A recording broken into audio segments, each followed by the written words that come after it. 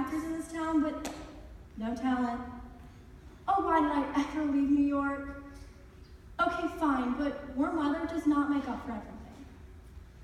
I'm sorry to interrupt, but your assistant said I should come in. I'm sorry, I've got to cut this short. Another one's just come in. Yes, I'll be in for a regular session tomorrow. Thank you, doctor. Why don't you come up to the desk? That is, unless you care to shout across the room. Hi, Please, no names. Unless you turn out to be a totally wonderful actor, I'd rather you remain anonymous. Why? If I know your name, it becomes personal. I prefer to remain aloof, to remain distant. I even have my assistant cut the names off all the pictures. I see. Why don't we just read? Wait, I have to check into the part you're reading for. Excuse me, but if you don't know names, how do you check me on the list? Good question. You know, you're the first one today to question apparent paradoxical situations. I'm impressed. You're a deep thinker, aren't you? Only if you want me to be. It's what I live for. Anyway, to answer your question, what I do with my list is I have everyone entered by and sent in here at a very specific time. You, for example, are 2:26. I like time. It's free-flowing and... Relative? Exactly. Einstein had that. Personally? Yes, but in a past life, of course. Of course. Shall we read? Wait, I can't read you. Why not? Because after checking the list and meeting you, I decided you're not right for the role, or any role in this film for that matter. I'm sorry, you may leave now. Wait, what the hell just happened here? You got my picture from my agent, thought I was right for the role, and now you decide I'm wrong for the role? It's simple. Your picture emits an aura that you don't emit in person.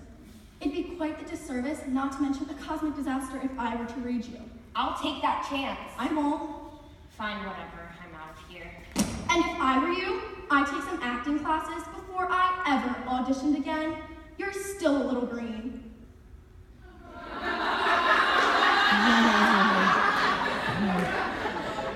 Excuse me? All I said was that you could use some more seasoning. I know what you said, but how would you know? You didn't even hear me read. I don't need to. You put out an amateur's vibe. Okay, that tears it. What are you doing? What every actor has wanted to do to some casting director at some point in their career.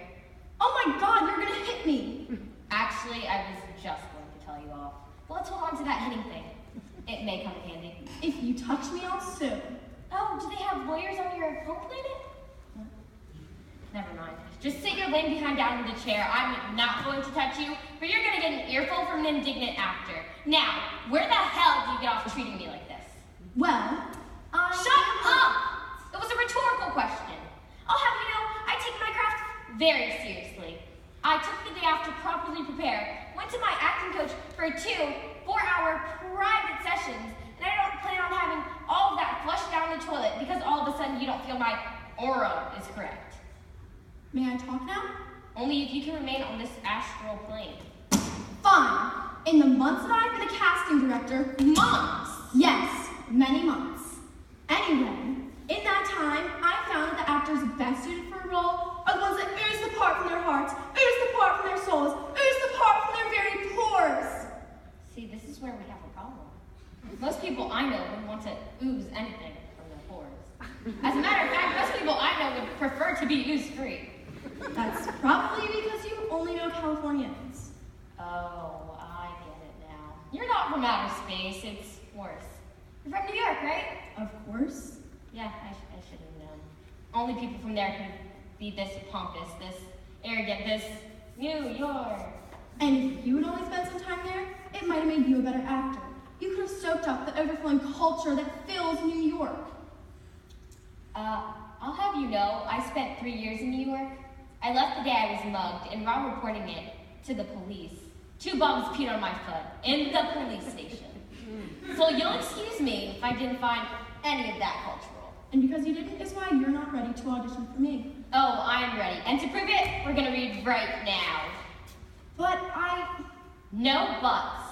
This is not a game show, and you don't have any choice between this and what's behind the curtain I'm reading. What's the point? The point is, remember that hitting thing we talked about? Good. Read it.